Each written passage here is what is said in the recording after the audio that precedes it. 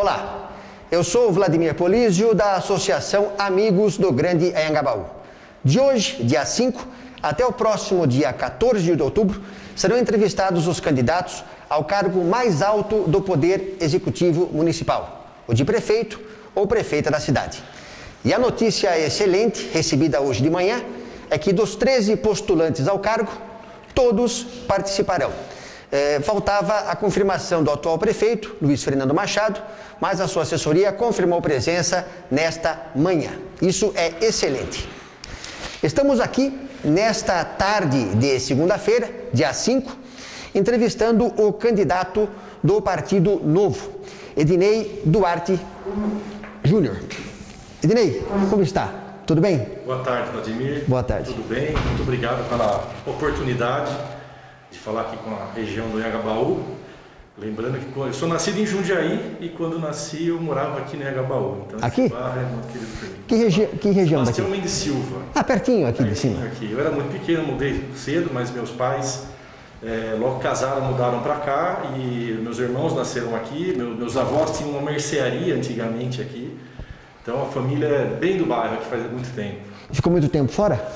Não, eu mudei depois para Vila Progresso, saí da Vila Progresso quando casei e aí fui morar no bairro do Caxambu. Hoje eu moro no Caxambu, que também eu adoro muito Caxambu, é um bairro muito gostoso de morar.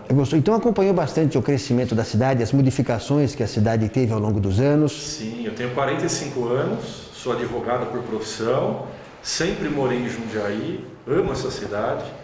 Eu falo que a história da minha família com Jundiaí começou lá atrás, porque o meu bisavô foi chefe de estação aqui na antiga São Paulo Highway, meu avô foi chefe de estação e a família toda da tua cidade. Desde então, a família está aqui, já é quarta geração. Ednei, você foi candidato a deputado federal. Sim. E agora candidato a prefeito pelo Novo. Exato. Como que está a estrutura de campanha? Você está preparado para assumir a prefeitura a partir do ano que vem? Com certeza. Bom, em relação à estrutura de campanha, Vladimir, o Novo é o único partido do Brasil que não usa dinheiro público, né? A gente é contra o uso do dinheiro público e o que a gente recebe por lei a gente devolve. Não sei se quem está nos assistindo sabe, mas só esse ano são mais de 2 bilhões de reais de dinheiro dos nossos impostos que saem da saúde, saem da educação, saem da segurança e vão para o bolso dos políticos fazerem campanha. E não é só para fazer campanha, eles compram helicóptero, eles fazem festa, eles vão viajar com o nosso dinheiro. Então o Novo é o único partido do Brasil que não aceita usar esse dinheiro e devolve. Logo, nós temos uma campanha mais enxuta, né, mais eficiente, a gente faz muito mais com menos dinheiro, porque é o dinheiro do nosso bolso. Tem coligação, partido? Não, o Novo não, ele faz coligação, mas apenas por ideais de identidade de princípios. Sim.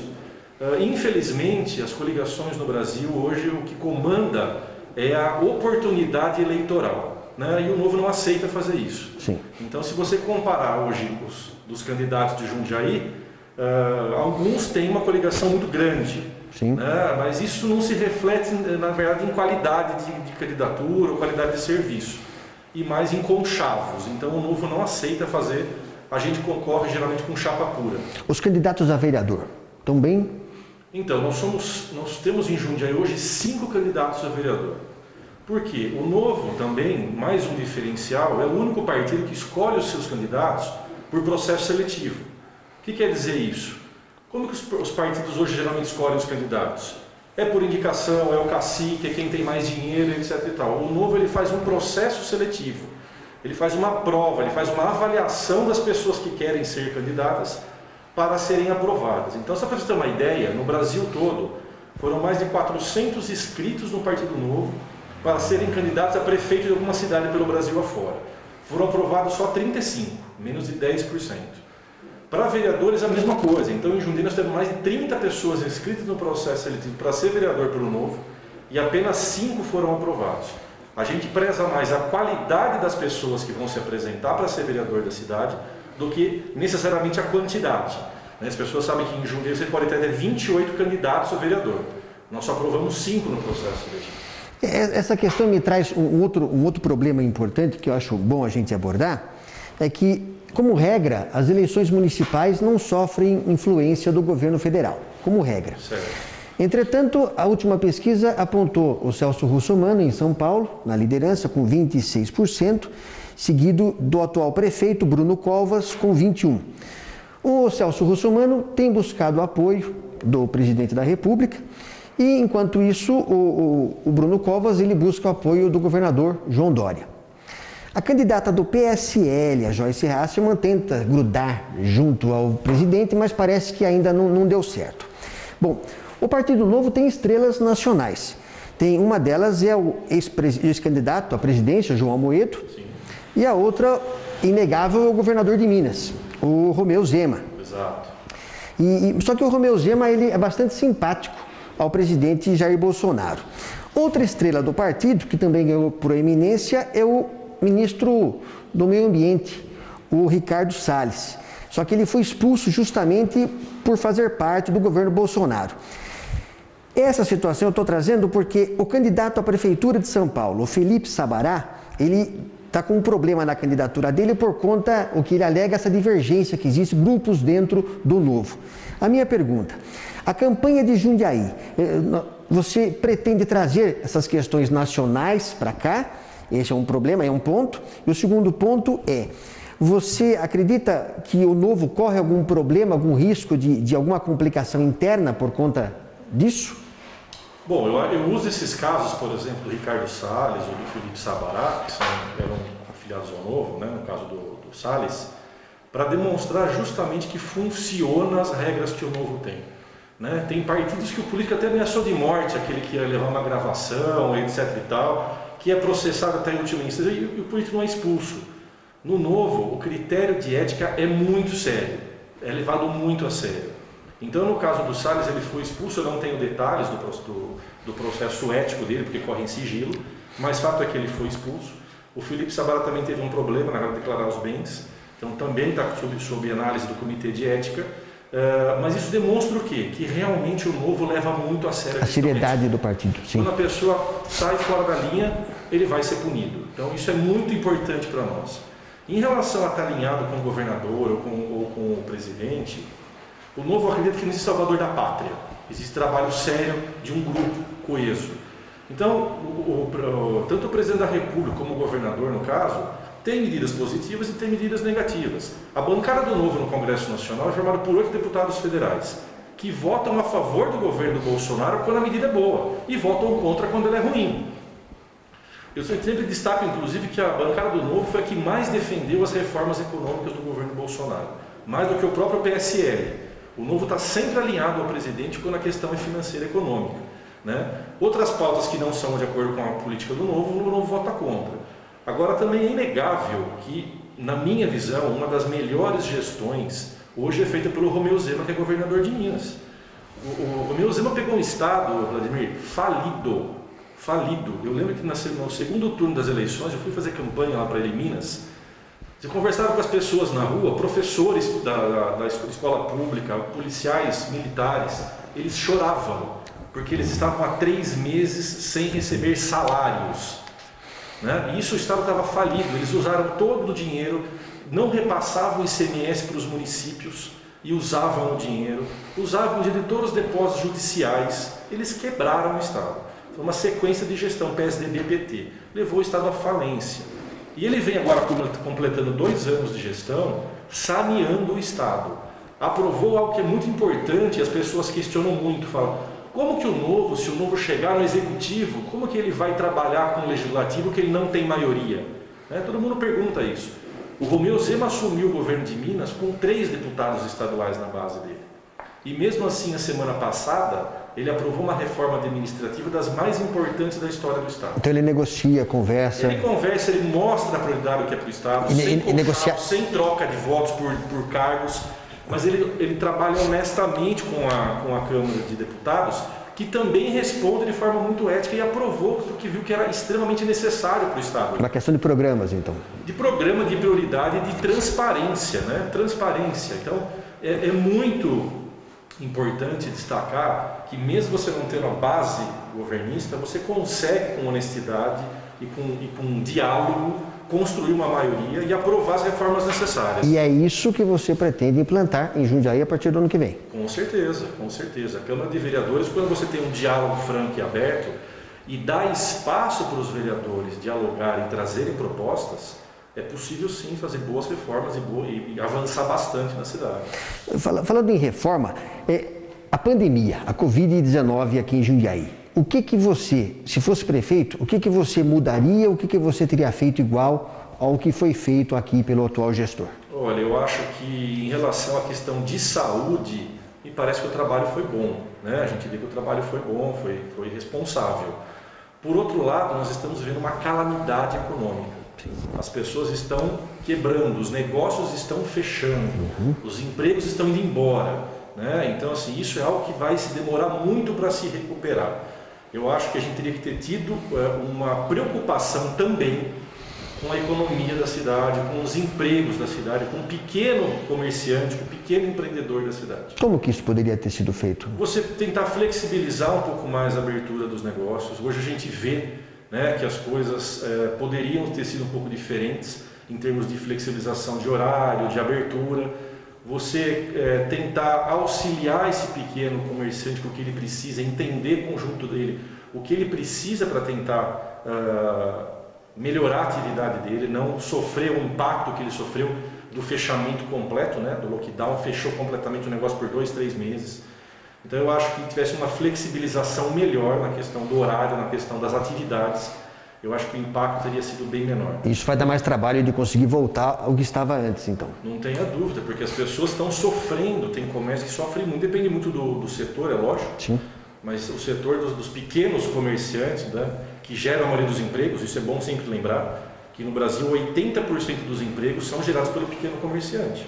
Né? Fundamental. É aquela multinacional, é o barbeiro, é a dona do salão de beleza, né, é o dono da lanchonete, é o pedreiro. Então essas pessoas geram 80% dos empregos, são as que mais estão sentindo. Você disse que a gestão atual na área da saúde está sendo muito boa. Que plano, que estratégia que a atual gestão administra, que você pretende manter no seu governo? As duas perguntas. O que está sendo feito pela atual gestão que você vai manter no seu governo? E o que está sendo feito pela atual gestão que você vai mudar? Não só na área da saúde, em qualquer outra área. Bom, em relação à saúde, só queria fazer uma correção. Pois é. Eu entendo que a resposta que foi, a atenção que foi dada à pandemia, da Covid, foi boa, foi razoável. Tá. Mas a saúde em si tem muita coisa a melhorar. Tem muita coisa a melhorar a saúde em si. Eu generalizei, não é? Principalmente em relação ao atendimento básico. Né? Eu acho que as UBSs da cidade deveriam ter uma atenção muito maior do que elas realmente têm. Eu acho que você estender horário, ampliar exames. Nós temos filas para isso. Você conversa com as pessoas na rua, a gente esperando há 6 meses um exame, há 4 meses uma consulta. Isso é muito grave. Outra coisa, você tem uma linha de frente do sistema de saúde, que são os agentes de saúde. Né? Os agentes de saúde são aquelas pessoas que vão à rua, vão nos bairros mais humildes, esclarecer a população, atender a população com problemas simples. E elas geralmente resolvem preventivamente boa parte dos problemas, que se não for enfrentado vai gerar um problema e vai sobrecarregar o sistema lá na frente. Então a gente fala muito do São Vicente, o corpo clínico merece o nosso respeito pelo trabalho que faz, mas a gente não pode esquecer da saúde básica, isso é primordial. Então eu acho que na minha gestão a saúde básica vai ter muito mais empenho, muito mais esforço, muito mais prioridade do que tem hoje. Né? Então você atender lá a pessoa no bairro dela, falando um pouco de diabetes, fazendo o pré-natal, a pressão alta. Então essa atividade básica ela é muito relegada hoje em Jundiaí. Falando nessa questão da saúde, uma pesquisa feita pelo IBOP agora em setembro, na cidade de São Paulo, mostrou que a maior preocupação dos paulistanos, 33%, é com relação à saúde, 11% com relação ao transporte coletivo e depois vem, na sequência, segurança pública, geração de empregos, combate à corrupção e educação. Meio ambiente está em último lugar. No seu plano de governo, Ednei, quais são as suas prioridades e com relação principalmente à questão da saúde, do meio ambiente, porque nós temos a Serra do Japi aqui sem desmerecer as outras questões. Quais são as prioridades do seu plano de governo? Bom, para o meio ambiente, a ideia eu sempre falo o seguinte, Vladimir, para você proteger o meio ambiente, você precisa mostrar para as pessoas. As pessoas precisam ter contato com aquilo. Então, falando da Serra do Japi, que é um patrimônio nosso da cidade, e ela é querida por todos os moradores, né? Todo mundo adora a Serra do Japi, nós precisamos aproximar as pessoas da Serra do Japi, mostrar o que é a Serra do Japi. Então nós precisamos integrar as pessoas, ter mais passeios, ter atividade educativa, levar as nossas crianças, nossos jovens, para entenderem o que é a riqueza da Serra do Japi. Então criar um parque, proteger. Nós precisamos melhorar muito a questão da reciclagem de lixo, né? A gente tem um sistema de reciclagem que atinge pouca cidade ainda, dá para melhorar muito isso. Outra coisa importantíssima que eu prevejo no meu plano de governo é você ter os ecopontos. Eu moro na região entre o Caxambu e Voturucaia, né? Nós temos lá rotineiramente depósito de lixo nas ruas. As pessoas jogam entulho de construção nas ruas. Errado, mas a pessoa não tem que descartar esse lixo. Para você comprar uma caçamba, você alugar uma caçamba hoje custa quase R$400. Então assim, quem está construindo está reformando a sua casa, aumentando um quarto para o seu filho, etc e tal, é o dinheiro contado, é o dinheiro suado. Como que ela vai alugar R$400 uma caçamba, que ela deixa até às vezes de rebocar a casa para poder cobrir? Então assim, nós temos que ter ecopontos na cidade, que as pessoas... O problema da sobra de obra é o mesmo problema do lixo urbano. Tem que ser cuidado pela prefeitura isso, ou seja, você faz a coleta do lixo urbano, mas relega o resto de construção para a pessoa resolver. E aí o que ela faz? Ela descarta na rua, ela descarta o sofá, ela descarta o colchão, ela descarta o resto de obra. Então nós temos que ter ecopontos por toda a cidade para coletar esse lixo. Entope rio, diminui o escoamento de água, fica um prejuízo muito grande para a sociedade. Fora que a questão de sujeira, de estética, de limpeza pública, tudo fica prejudicado, né? Então, em relação ao meio ambiente, eu acho que nós temos também ter, vinculando o meio ambiente com o turismo, um incentivo, um fomento, né? A questão do turismo rural em Jundiaí, que é tão rico. Se você pegar, nós estamos a 1 hora de São Paulo, que é a cidade, o centro metropolitano com 12 milhões de habitantes, que no final de semana quer sair para almoçar, quer sair para passear, para levar os seus filhos, conhecer uma fazendinha, conhecer o meio rural. Então nós estamos numa localização privilegiada falando em turismo. Não havia um projeto assim do governo atual, do turismo rural? Eu me lembro disso. Olha, aí você pegou num ponto que eu adoro falar. Quando as pessoas vão escolher o seu prefeito, vão escolher o seu vereador, a gente tem que entender o seguinte: quem tem as melhores propostas? Ok, mas quem vai realizar as melhores propostas? Porque na época da eleição todo mundo vem com as mais lindas propostas.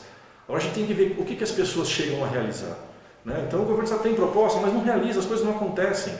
Nós estamos a 1 hora de São Paulo, não era para a gente ter um trem turístico de final de semana, saindo da Estação da Luz e vindo para Jundiaí?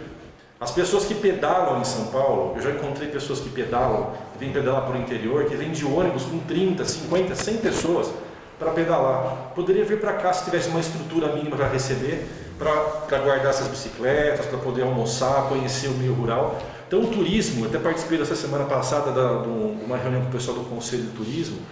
Jundiaí consegue fazer muito com pouquíssimo recurso, né? As pessoas perguntam: quanto você vai investir a mais no turismo? Às vezes com pouco dinheiro você traz grandes melhorias para a cidade. E o turismo é um caso desse. Bom, e com essas questões, essas outras aqui da Prefeitura de São Paulo, que também acredito sejam problemas e dúvidas do jundiaense. A saúde, você já levantou vários pontos: transporte coletivo, segurança pública, geração de empregos já foi dito também, combate à corrupção. Eu só podia dar uma palhinha. Eu gosto de falar muito de educação. Educação. Se você me permitir, no meu plano de governo eu falo que a educação é o número 1, tem que ser minha prioridade é o número 1. Por quê? Porque a educação muda o mundo, muda a vida das pessoas. E a gente só vai resolver o nosso problema nesse país se a gente melhorar a educação dos nossas crianças e dos nossos jovens. Nós não temos uma bala de prata que as pessoas vão instalar o dedo e os problemas do país estão resolvidos. Toda vez que a gente aposta num salvador da pátria, a gente quebra a cara, né? Então a gente precisa apostar em valores, precisamos apostar em ideias. Quem são as pessoas e o que elas querem fazer, mas quais são os valores dessa pessoa? A educação, então, especificamente. Educação tem que ser o número 1. Então eu vou te dar alguns exemplos. Nós temos hoje em Jundiaí um orçamento em 2020 que foi previsto em 2,6 bilhões de reais. Pela Constituição Federal nós temos que investir necessariamente pelo menos 25% disso na educação. É muito dinheiro. É muito dinheiro, dá para fazer muito mais. Então quando a gente fala vamos fazer mais pela educação, não significa que nós precisamos de mais dinheiro. É só gerir direito o dinheiro que a gente já tem, né? Então, por exemplo, se você for pegar a nota do INEP, o INEP é a nota que o governo federal dá para a educação de cada município, talvez uma avaliação igual para todo mundo. Jundiaí alcançou ano passado 7,1, se eu não me engano, do INEP. Esse ano ela caiu para 7, caiu um pouquinho para 7. Todas as cidades do entorno cresceram a nota do INEP. Nós já ficamos para trás nesse ponto. Segundo, Jundiaí tem um dos custos mais altos por aluno, porque isso é muito importante, Vladimir. Não é só a nota para o gestor público, não é só a nota que a nossa escola tem, mas quanto custa isso? Então, assim, o aluno de Jundiaí custa quase 14 mil reais por ano, enquanto tem outras cidades pelo Brasil que ocupam, tem a mesma nota, ou nota muito semelhante, custando 7, custando metade. Isso é falta de gestão. Isso é erro de gestão. Então, assim, por que custa tão caro o nosso aluno, se em outras cidades custa muito menos e consegue a mesma nível de educação? Se você fala assim, você quer economizar na educação para diminuir o dinheiro? Não, porque o investimento é mínimo e obrigatório. O que eu consigo fazer, se eu conseguir diminuir o custo por aluno, é, por exemplo, zerar déficit de vaga de creche. Porque para mim é uma vergonha, a gente morar numa cidade rica como Jundiaí e faltar 2, 3 mil vagas de creche por ano nas escolas. É uma vergonha para mim em Jundiaí você não ter ensino integral para mais crianças. Então, se você reduz o custo e gere melhor esse dinheiro, você consegue zerar déficit de creche, você consegue aumentar o horário da carga escolar, passar mais crianças para o ensino integral, você consegue trazer um currículo complementar com música, com filosofia, com empreendedorismo, com educação financeira. Você consegue levar para os nossos jovens muito mais educação pelo mesmo valor. Outra coisa, os nossos professores são os nossos funcionários públicos, ao lado dos agentes de saúde e de segurança, da nossa linha de frente. Ou seja, o que o Estado tem que fornecer para a população em primeiro lugar? Uma educação de qualidade, uma saúde de qualidade e segurança. Então, quem são os nossos agentes mais importantes? Os professores, os médicos, enfermeiros, agentes de saúde e os nossos guardas municipais. Tem que haver programa de qualificação permanente. Eles têm que ser qualificados permanentemente. Essa semana eu estava conversando com o guarda municipal do Jundiaí, ele falou assim, eu comentei isso com ele falou assim, mas a gente tem qualificação. Eu falei, qual é? Quando a gente tem que renovar o nosso porte de arma, tem que fazer um curso. Eu falei, isso não é qualificação, isso é obrigatório. Agora, vocês têm curso, por exemplo, de como abordar, de como atirar, de como direção defensiva? Não temos. Não sei se você sabe, nós temos um dos maiores índices de problema psicológico na nossa guarda municipal. Eles sofrem pressão dia a dia pelo trabalho deles. Nós não temos um curso de qualificação, nós não temos lá um psicólogo para dar um apoio para os guardas municipais. Então tudo isso a gente consegue implementar fazendo uma gestão melhor e reduzindo os gastos públicos. Então, porque essas duas ações, suas tanto na Guarda Municipal quanto na área da saúde, elas não implicam em mais recursos, só na otimização dos valores que já existem. Exatamente. Um outro ponto importante, que melhora muito a gestão como um todo, da mesma forma que nós no Novo escolhemos nossos candidatos por processo seletivo, o Novo vai escolher os seus secretários. Eu chegando na prefeitura, como que eu vou escolher os meus secretários? Como que eu vou escolher os meus diretores? Por processo seletivo também. Então, eu não tenho conchavo, eu não tenho aliança, coligação com ninguém. Então, você não vai ver, por exemplo, numa secretaria X ou numa empresa, no DAI, por exemplo, o presidente de um outro partido qualquer que está na minha coligação. Vai estar lá quem for qualificado tecnicamente para estar lá. Entendeu? Então, assim, a nossa coligação é com o povo. Nossa coligação não é com um partido político. Então, entrando na prefeitura, eu vou escolher para cada cargo importante da prefeitura o melhor gestor daquela área, que inclusive pode ser um funcionário de carreira da própria prefeitura. Né? Eu dou o exemplo do Romeu Zema de novo em Minas, que quando ele foi tomar posse em 1º de janeiro, ele conhecia menos da metade dos seus secretários. Sabe por quê? Porque todos foram escolhidos por processo seletivo e foram buscar os melhores no mercado. Seguindo ainda o exemplo do Zema, ele reduziu a quantidade de secretários no município. Sim. E você vê a possibilidade disso aqui também? Olha, eu acho que você reduzir o número de secretarias é viável, mas mais importante que isso, nós precisamos reduzir o número de cargos comissionados. E nós temos hoje mais de 500 cargos comissionados na prefeitura. E lembrando que o cargo comissionado é permitido pela lei, é previsto na lei. Mas é previsto na lei para você trazer poucas pessoas técnicas e especialistas. Não para você acomodar cabos eleitorais, pessoas que te apoiaram na eleição. Então, assim, isso é inadmissível, na minha opinião, é inadmissível. Eu vou cortar, eu já assinei um termo de compromisso, o Novo exige isso, Vladimir. Para todo candidato do Novo, nós temos que assinar um termo de compromisso, pelo qual eu sou obrigado a abrir mão de todos os privilégios e cortar pelo menos a metade dos cargos comissionados. Então, nós temos, se eu não me engano, mais de 500 cargos em Jundiaí, pelo menos metade vai ser cortada. Eu digo pelo menos porque a ideia é cortar mais do que isso. É manter e fortalecer o funcionário público de carreira. Eu já fui funcionário público. Eu sei o que é ser funcionário público. Eu dou muito valor para o funcionário público de carreira, que se esforça, que se qualifica, que tem família, que presta um concurso público.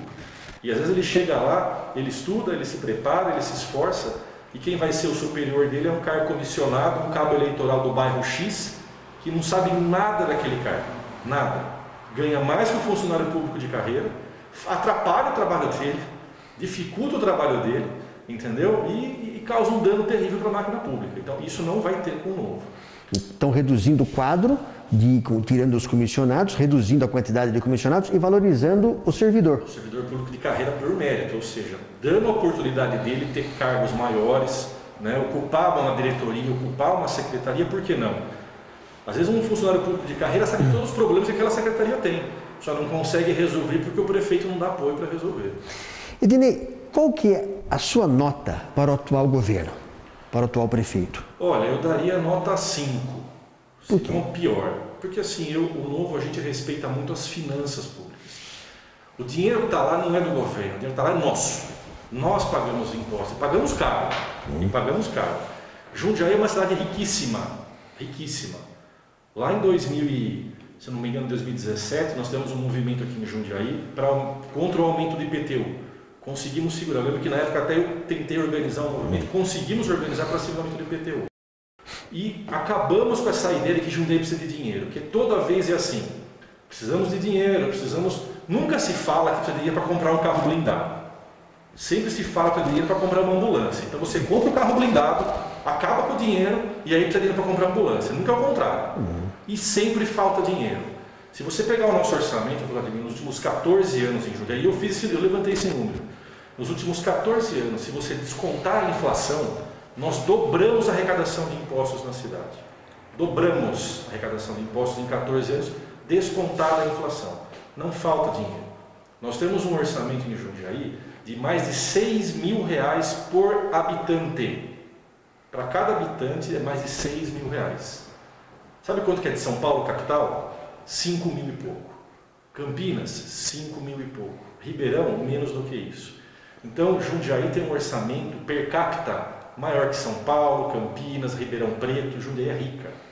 Precisamos acabar com essa ideia de que falta dinheiro. É que esse é o cálculo que tem que fazer, per capita. Né? Per capita.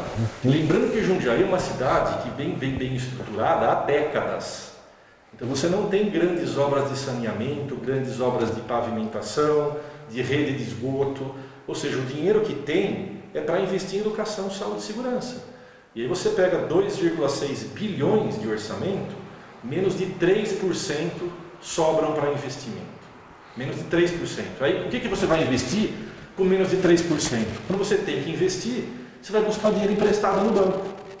Eu sempre dou um exemplo esdrúxulo, mas ele ilustra muito bem. É a mesma coisa que a pessoa que está ganhando 3 mil, passa a ganhar 30 mil no mês e não consegue guardar dinheiro e fazer nada porque ela gasta tudo. É Jundiaí. Jundiaí nós somos assim. A gente tem um orçamento fabuloso e gastamos todo o dinheiro com a máquina pública. Está bom. Ednei, em um minuto, convença, mostre as suas explicações, o seu pedido para que o eleitor indeciso convença o eleitor indeciso, a eleitora indecisa de Jundiaí, a dar o seu voto ao candidato do Novo, Ednei Duarte Júnior. Bom, quero dizer a todos vocês o seguinte: quando vocês forem escolher o candidato, pesquisem a vida da pessoa, pesquisem o partido que ela participa. É muito importante conhecer a qual partido ela pertence, quais os partidos que estão junto dela, quem são as pessoas lá em Brasília que são desse partido, o que essas pessoas já fizeram, o que elas não fizeram, o que elas fizeram de errado. Então é muito fácil chegar na época de eleição e vender uma imagem maravilhosa, mas vamos ver o passado desses partidos, o passado dessas pessoas. E quando você for escolher o seu candidato, qualquer que seja ele, veja quais são os valores, os princípios que ele defende. Então, qual o respeito com o seu dinheiro, o dinheiro dos seus impostos. Às vezes a gente vê uma cidade, às vezes limpa, organizada, mas a gente tem que ver quanto custa isso para nós. Nós estamos gastando muito, quantas pessoas estão lá na prefeitura trabalhando. Então, como a gente valoriza nossas crianças, a nossa educação, a nossa saúde, isso é muito importante. Pesquise e escolha o melhor candidato. Certamente vai ser o candidato novo. Maravilha. Isinei, agradeço a sua presença aqui nas nossas entrevistas com a Associação Amigos do Grande Engabaú. Muito obrigado. Obrigado a você, Fernando, e obrigado a todos. Aqui. E eu convido a você, eleitor, eleitora, a assistir a nossa série de entrevistas com os candidatos, com todos os candidatos à Prefeitura de Jundiaí. As eleições para a escolha dos prefeitos e vereadores será no dia 15 de novembro e, caso seja necessário o segundo turno, dia 29 de novembro. O horário de votação foi ampliado das 7 às 17 horas, com o período das 7 às 10 da manhã, prioritariamente para os candidatos com mais de 60 anos. Até breve, muito obrigado.